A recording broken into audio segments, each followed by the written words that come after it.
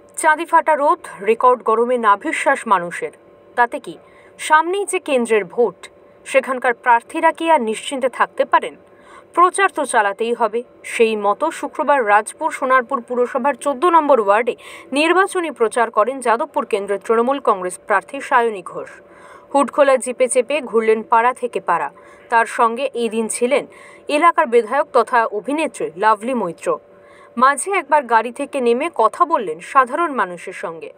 প্রচার শেষে রাজ্যপালের বিরুদ্ধে শ্লীলতাহানির অভিযোগ প্রসঙ্গে সায়নী বলেন, আইনের ঊর্ধ্বে কেউই নন। গুরুতর এই অভিযোগের তদন্তে রাজ্যপালের সহযোগিতা করা উচিত বলেই জানান তিনি।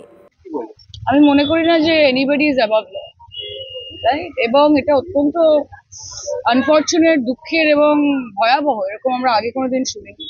এবং রাজ্যপাল নিজে যখন বলেন যে সব বিষয়ে যারা যারা অভিযুক্ত, যে কোনো ক্ষেত্রে হোক, সেটা দুর্নীতি হোক, সেটা কোনো রকমের অন্যান্য চার্জেস হোক, রাজ্যপাল যেরকম ভাবে সকলকে বলেন যে সহযোগিতা করা উচিত তদন্তের সঙ্গে, আমি মনে করি যে আজকে ওনার বিরুদ্ধেও যদি কোনো রকমের অভিযোগ উঠে থাকে, রাজ্যপালেরও সহযোগিতা করা উচিত, যাতে তদন্ত হতে পারে।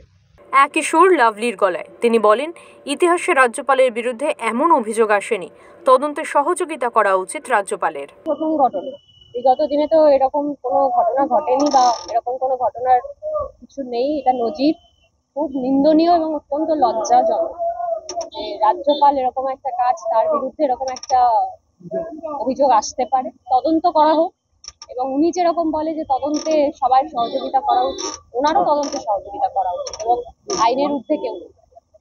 দক্ষিণ 24 পরগনা থেকে গোপাল শীলের রিপোর্ট, ওঙ্কার বাংলা।